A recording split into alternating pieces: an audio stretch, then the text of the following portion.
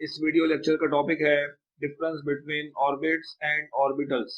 Orbits and orbitals का difference definition. In an atom the certain circular path at definite distance from the nucleus is called orbits. किसी भी atom में मौजूद nucleus और nucleus की surrounding में मौजूद सर्कुलर पाथ, ये सर्कुलर पाथ ऑर्बिट्स कहलाते हैं। इन ऑर्बिट्स को एनर्जी लेवल्स, शेल्स या स्टेशनरी स्टेट्स भी कहा जाता है। जबकि ऑर्बिटल्स क्या होते हैं? In an atom the certain region of space around the nucleus in 3 dimensions where the possibility of finding an electron is maximum is called orbitals। किसी भी एटम में मौजूद न्यूक्लियस और न्यूक्लियस की सराउंडिंग में वो 3 डायमेंशनल स्पेसिस जहां पे इलेक्ट्रॉन के एग्जिस्ट करने की पॉसिबिलिटी मैक्सिमम होती है, उन स्पेसिस को ऑर्बिटल्स का नाम दिया जाता है। इन ऑर्बिटल्स को सब एनर्जी लेवल्स, सब शेल्स या सब लेवल्स भी कहा जाता है। ऑर्बिट्स एंड ऑर्बिटल का नेक्स्ट डिफरेंस नोटेशन। ऑर्बिट्स और energy levels are designated by K, L, M, N, O, P, Q, जबकि ऑर्बिटल्स और sub energy levels are designated by S, P, D and F. S का full form है sharp, P का full form है principal, D का full form है diffuse, F का full form है फंडामेंटल। नेक्स्ट डिफरेंस है आइडेंटिफिकेशन। द ऑर्बिट्स और energy level can be identified by N. N जो है 1 से लेकर 7 तक कोई भी इंटीजर हो सकता है। फॉर सपोज के एनर्जी लेवल या शेल के जो होगा उसके लिए जो एन की वैल्यू होगी वो 1 होगी। इसी तरह से एल जो शेल होगा उसके जो n की वैल्यू होगी वो 2 होगी। The maximum number of orbitals in an orbit can also be identified bye n।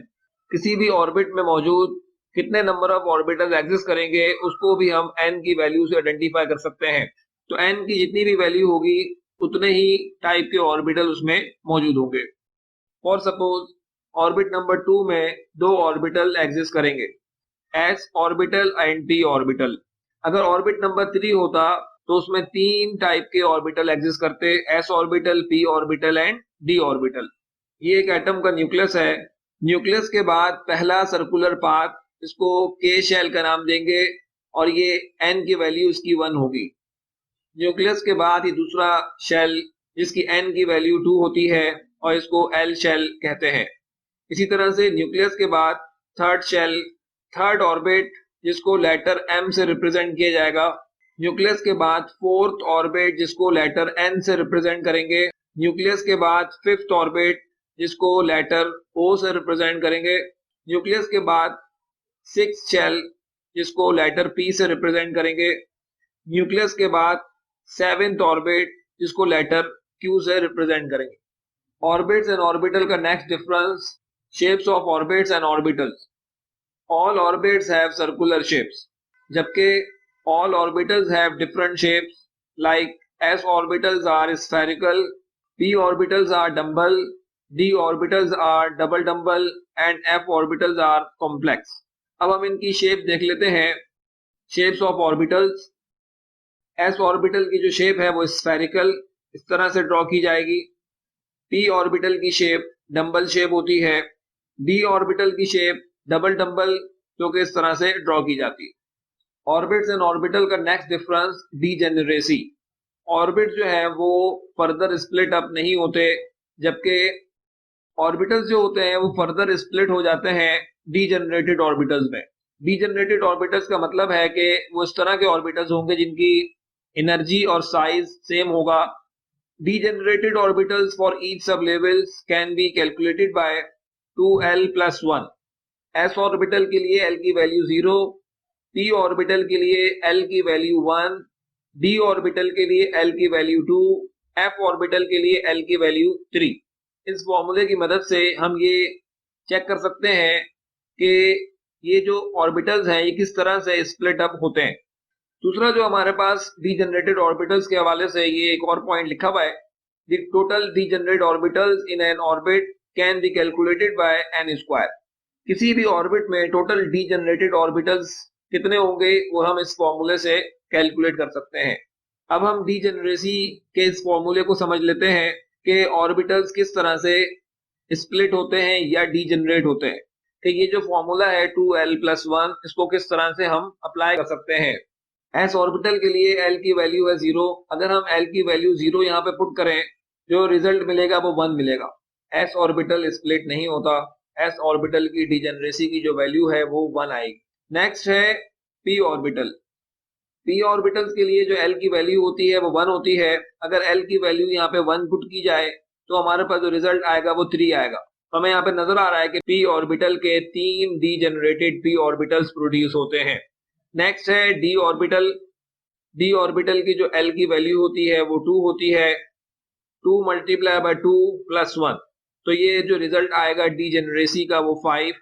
जो नेक्स्ट है f ऑर्बिटल। f ऑर्बिटल के लिए l की वैल्यू 3 होती है। 3 मल्टीप्लाई बाय 2, तो ये 6, 6 प्लस 1 7। तो f ऑर्बिटल जो डीजेनरेट होगा वो 7 डीजेनरेटेड ऑर्बिटल्स में स्प्लिट होगा। s ऑर्बिटल के लिए डीजेनरेसी की वैल्यू 1, p ऑर्बिटल के लिए डीजेनरेसी की वैल्यू 3, d ऑर्बिटल के लिए डीजेनरेसी की वैल्यू 5, f ऑर्बिटल के लिए डीजेनरेसी की वैल्यू 7।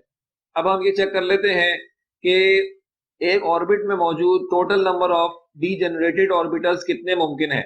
ऑर्बिट नंबर 1 में सिर्फ एक ही ऑर्बिटल होगा, s ऑर्बिटल, और s ऑर्बिटल की जो डीजेनरेसी है वो 1 होती है। नेक्स्ट जो हमारे पास है ऑर्बिट नंबर 2। ऑर्बिट नंबर 2 में s ऑर्बिटल भी होगा और p ऑर्बिटल भी होगा। n की वैल्यूज हमें मालूम चल रहा है कि s ऑर्बिटल और p ऑर्बिटल दोनों ही इस ऑर्बिट में मौजूद होंगे। s ऑर्बिटल की डीजेनरेसी की वैल्यू 1, p ऑर्बिटल की डीजेनरेसी की वैल्यू 3। तो ये जो डीजेनरेटेड ऑर्बिटल्स को हम प्लस करेंगे, ऑर्बिट नंबर 2 में टोटल डीजेनरेटेड ऑर्बिटल्स 4 होंगे, और इसको हम इस फॉर्मूले से भी कैलकुलेट कर सकते हैं। n की वैल्यू 3, यानी कि ऑर्बिट नंबर 3। ऑर्बिट नंबर 3 में s ऑर्बिटल भी होगा, p ऑर्बिटल भी होगा, d ऑर्बिटल भी होगा।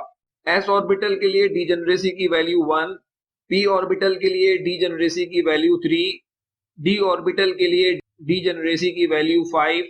जब हम इन सबको प्लस करेंगे तो हमारे पास रिजल्ट आएगा 9।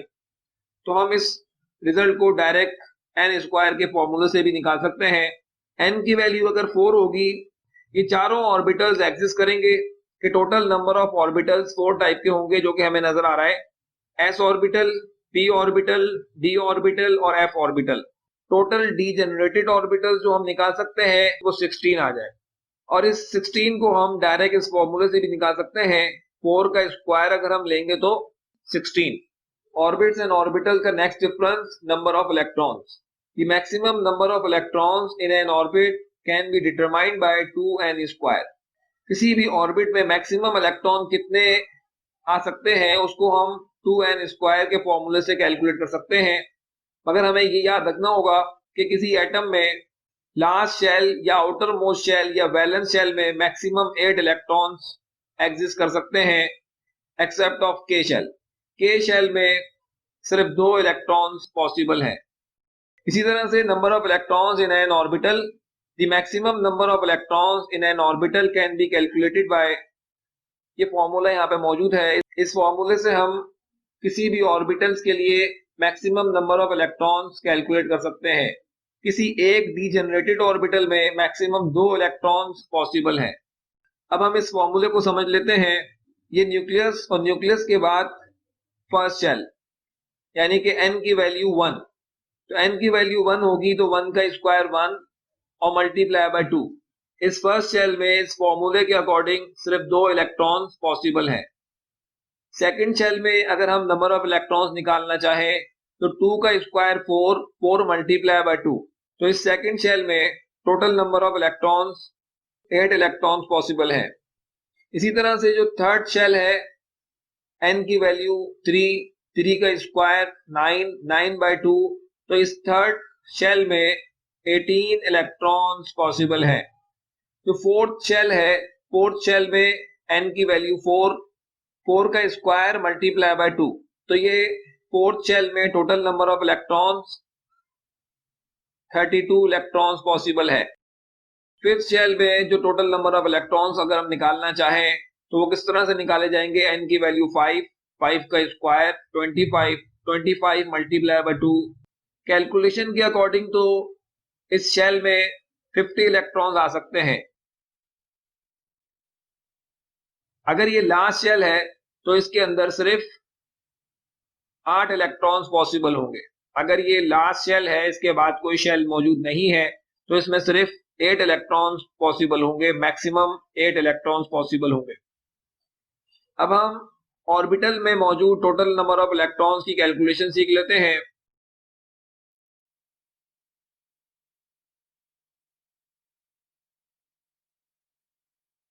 अब हम L की वैल्यू यहाँ पे इस फॉर्मूले में पुट करके total number of electrons in sub orbitals के लिए निकाल सकते हैं।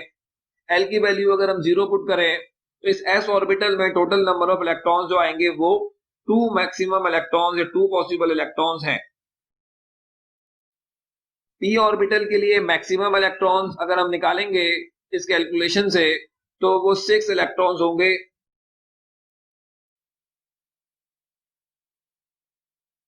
d ऑर्बिटल के लिए मैक्सिमम इलेक्ट्रॉन्स अगर हम कैलकुलेट करेंगे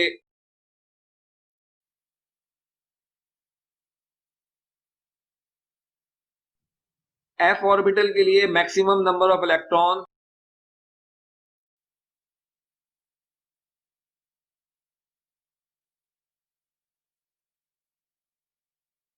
s ऑर्बिटल में maximum number of electrons 2, p orbital में maximum number of electrons 6, d orbital में maximum number of electrons 10, f orbital में मैक्सिमम नंबर ऑफ इलेक्ट्रॉन्स 14।